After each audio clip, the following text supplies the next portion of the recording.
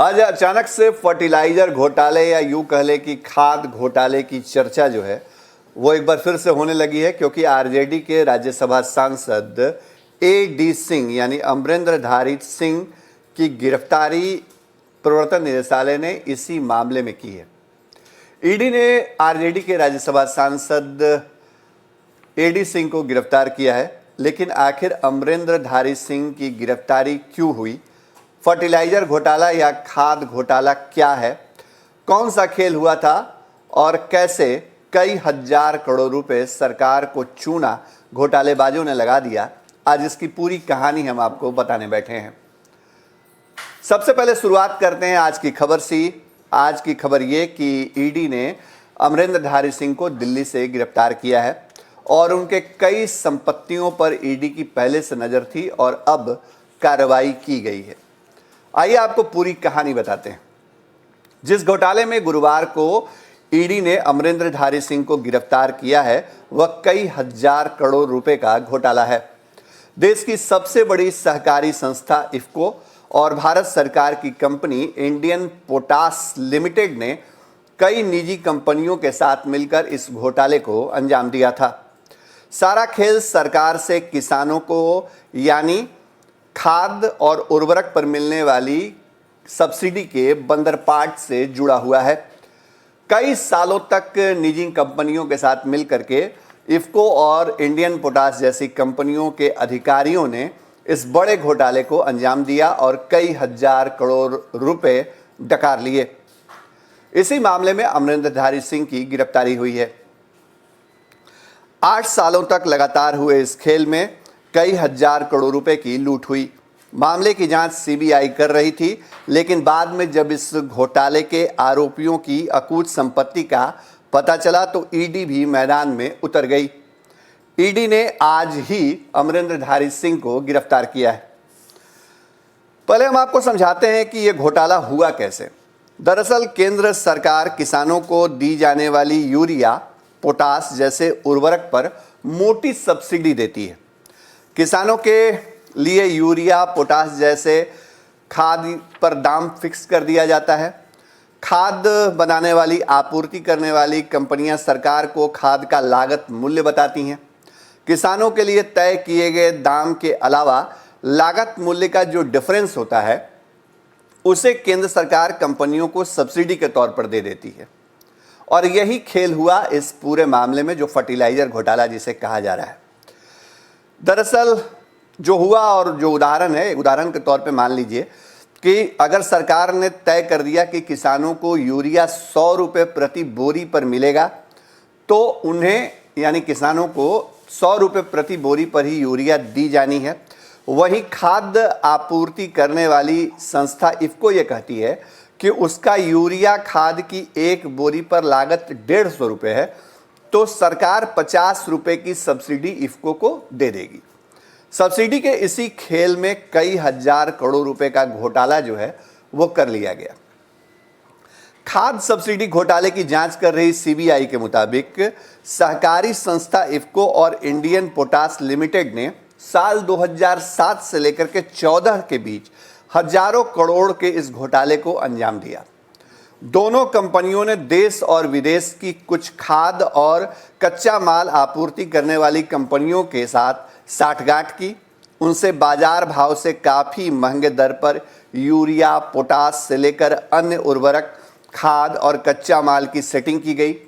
कागजों पर यह दिखाया गया कि काफ़ी ऊंचे दाम पर विदेशों में खाद और कच्चा माल मंगवाया गया है, लेकिन किसानों को तो दाम फिक्स करके ही खाद देना था। लिहाजा कीमत जो है वो खाद की बढ़ा दी गई, उत्पादन शुल्क बढ़ा दिया गया और बीच का जो मार्जिन है, मतलब जो किसानों को रेट, जिस रेट पर खाद मुहैया कराना था, बेचना था, और जो लागत मूल्य दिखाई गई, उसके बीच का जो डिफरेंस है, वही डिफरेंस, वही पैसा घोटालेबाजों ने डकार लिया। सेटिंग के जरिए विदेश से ऊंचे कीमत पर कच्चे माल को मंगवाना और फिर सरकार से कई हजार करोड़ रुपए की गलत सब्सिडी को हजम कर जाना ही फर्टिलाइजर घोटाला है। सीबीआई के मुताबिक करार इफ्को और पोटास के अधिकारियों ने सप्लायर कंपनियों से करार किया और ऊंचे दर पर उर्वरक खरीदे और अवैध मुनाफे में हिस्सेदारी की सेटिंग की। इफको और इंडियन पोटास के अधिकारियों को अवैध कमाई का बड़ा हिस्सा मिलेगा, यह भी सेटिंग में तय किया गया।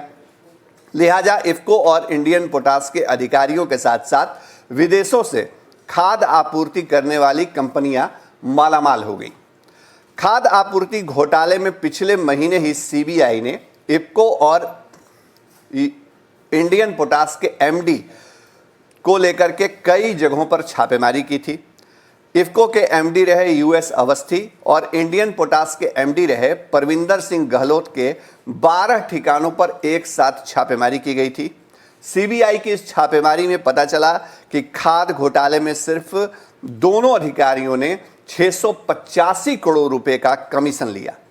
दोनों अधिकारियों के बेटों के नाम पर कमीशन का पेमेंट हुआ। फर्जी कागजों के सहारे इस अवैध लेन देन को वैध बनाने की कोशिश की गई, लेकिन सीबीआई की प्रारंभिक जांच में ही सारा मामला सामने आ गया। दरअसल सीबीआई ने पिछले महीने जो छापेमारी की थी उससे बड़े पैमाने पर अवैध कमाई का मामला सामने आया और इसके बाद ईडी जो है वो सक्रिय हो गया था। इनमें इफको और इंडियन पोटास के अलावे उन कंपनियों के भी नाम सामने आए जिन कंपनियों को इस घोटाले में शामिल किया गया या जिनके जरिए खेल खेला गया। लिहाजा ईडी को भी इस मामले में जांच में शामिल किया गया।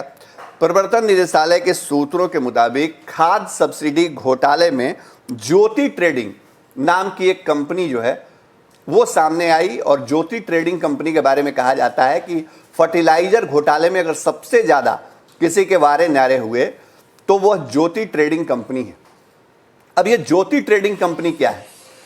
आरजेडी के जो राज्यसभा सांसद हैं अमरेंद्रधारी सिंह ज्योति ट्रेडिंग कंपनी के वाइस प्रेसिडेंट हैं और बताया यह जा रहा है कि भले ही कंपनी के मालिक कोई और हों, लेकिन सब कुछ सारा कमांड अमरेंद्रधारी सिंह के हाथों में है और अमरेंद्रधारी सिंह ने फर्टिलाइजर घोटाले में जितनी बड़ी रकम कमाई ज्योति ट्रेडिंग कंपनी के जरिए, उसकी बदौलत एकाएक उनका रसूख बड़ा हो गया और उनके पास अकूत संपत्ति जमा हो गई।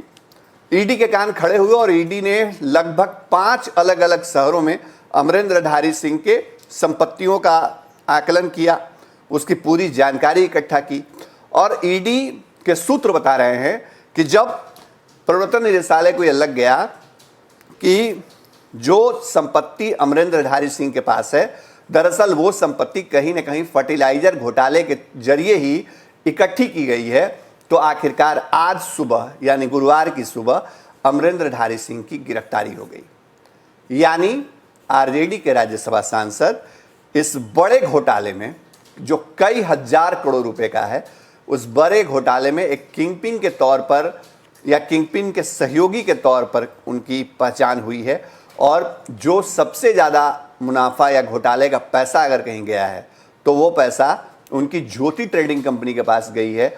अब ईडी इस मामले में एक्शन में है और अमरेंद्रधारी सिंह फिलहाल गिरफ्तार हैं। हमने आपको फर्टिलाइजर घोटाले की पूरी कहानी बताई, अमरेंद्रधारी सिंह और उनकी कंपनी ने क्या किया है इस घोटाले में, उसकी पूरी जानकारी दी। तमाम इसी तरह अंदर की खबरें आपके लिए हम लाते रहेंगे क्योंकि हम फर्स्ट बिहार हैं। हमारी खबर आपको कैसी लगी ज़रूर बताइएगा कमेंट बॉक्स में लिख करके। फर्स्ट बिहार के साथ ज़रूर बने रहिएगा क्योंकि यहाँ हर खबर आपको सबसे पहले और सटीक तरीके से हम देते हैं। नमस्कार।